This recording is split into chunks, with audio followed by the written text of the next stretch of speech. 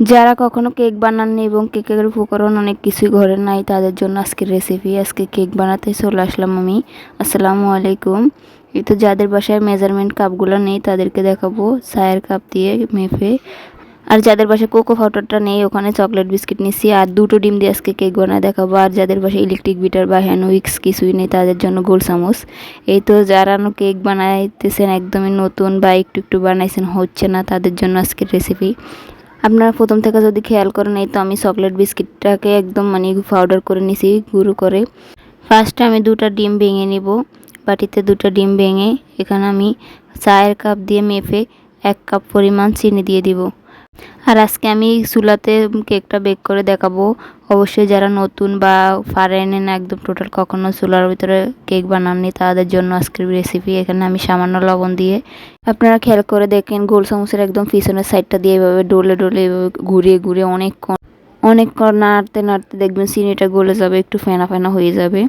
এই তো আমি অনেকক্ষণ নাড়তে নাড়তে প্রায় 7 থেকে 10 মিনিটের মতো আপনারা করতে হবে, একটু ধৈর্য সহকারে করতে হবে, কারণ যেহেতু আমাদের কাছে হ্যান্ড হুইক্স বা ইলেকট্রিক বিটারটা হলে বেশি ভালো হয়, তো ওটা দিয়ে দেখাচ্ছি না। এই তো আমার চিনিটা একদম সম্পূর্ণ গলে গেছে। এখানে আমি শুকনো উপকরণগুলো চেলে নিচ্ছি।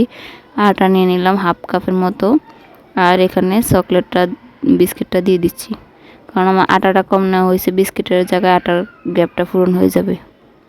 এই তো আমি অল্প একটু একটু করে সেলে হালকা হালকা করে মিশিয়ে নিচ্ছি। একসাথে পুরোটা দিব না, অল্প অল্প করে দিব এবং আস্তে আস্তে মিশিয়ে নিব। এইভাবে আপনারা খেয়াল করতে পারেন A to Z, একটু যদি সম্পূর্ণ খেয়াল করেন তাহলে পুরো রেসিপিটা একদম পারফেক্ট হবে। এই তো আমি সবগুলা দিয়ে একটু একটু করে সবটা মিশিয়ে নিব।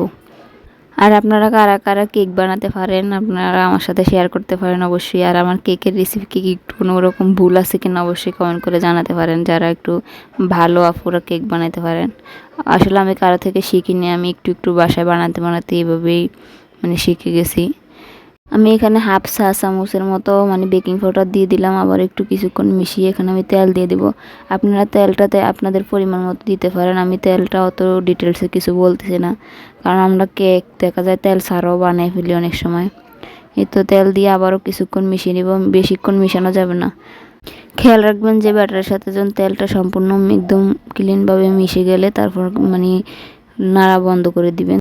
আর আপনারা যারা ফেসবুক থেকে আমার ভিডিওটি দেখবেন অবশ্যই পেজটা অবশ্যই ফলো দিয়ে পাশে থাকতে পারেন পরবর্তী ভিডিওর আপডেট পাওয়ার জন্য। এই তো আমি অনেকক্ষণ নাড়াচাড়ার পর তেলটা একদম সম্পূর্ণ মিশে গেছে, এটা সাইডে রেখে দিলাম। আমি এখানে একটা ছোটো সসপ্যান নিয়ে নিছি, এখানে কিছুটা তেল দিয়ে তারপর উপরে একটা পেপার কেটে নিছি আমি। এই তো পেপারটা দিয়ে আবারও সামান্য তেল দিয়ে একটু ব্রাশ করে লাগিয়ে নিব চারোখানিতে। এই তো আমার ব্রাশ করা শেষ। এখানে আমি ব্যাটারটা ঢেলে নিব, সম্পূর্ণ ব্যাটারটা। আর এর ভিতরে আমি কিন্তু একটা চুলাতে ফ্রাই প্যান বসিয়ে হালকা লো জাল দিয়ে অনেকক্ষণ ওটা গরম করে নিছি, ওইটা আপনাদের সাথে শেয়ার করে নিই অবশ্যই। এই তো আমি সম্পূর্ণ ব্যাটারটা এখানে ঢেলে দিলাম। এই তো এখানে একটা কাঠি দিয়ে আমি ব্যাটারটা একটু নাড়াচাড়া করে দিব যাতে ভিতরে কোনো বাবলস না থাকে। এই তো একটু ট্যাপ করে নিব।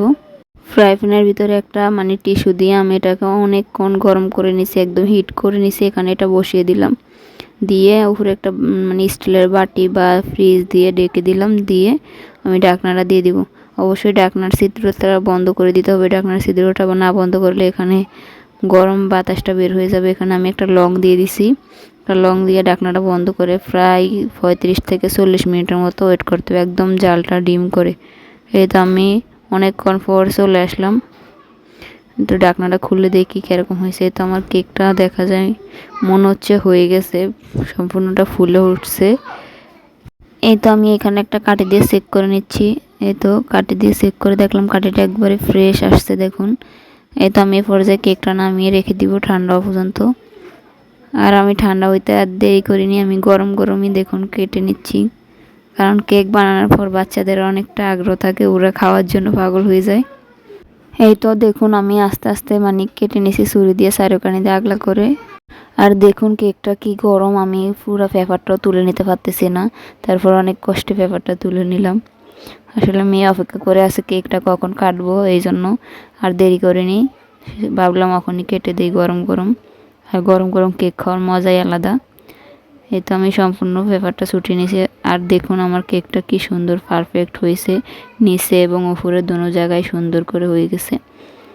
আর আপনাদের যদি আমার এই রেসিপিটি ভালো লাগে অবশ্যই আমার পেজটা ফলো দিয়ে পাশে থাকতে পারেন। এই তো আমি কেকটা কেটে নিচ্ছি, দেখাচ্ছি ভিতরে কিরকম একদম স্পঞ্জ হয়েছে। যারা যারা আমার এই রেসিপি ফুল দেখছেন, ফুল ভিডিও দেখেন, তারা অবশ্যই একটা কমেন্ট করে যাবেন। আর আসলে আমার বাসায় কোকো পাউডারটা ছিল না, তার জন্য মানে চকলেট বিস্কিট দিয়েই চকলেট কেকটা বানিয়ে ফেললাম আজকে, কারণ মেয়ে চকলেট কেক খাওয়ার জন্য কান্না করতেছে। এই তো পিস পিস করে কেটে আমি বক্সে রেখে দিই, তারপর ওরা খেয়ে ফেলে। আমি আর বেশি কিছু না বললাম, আজকের ভিডিও এখানে শেষ। সবাই ভালো থাকবেন, অবশ্যই একটা লাইক দিয়ে কমেন্ট করে যাবেন। আল্লাহ হাফেজ।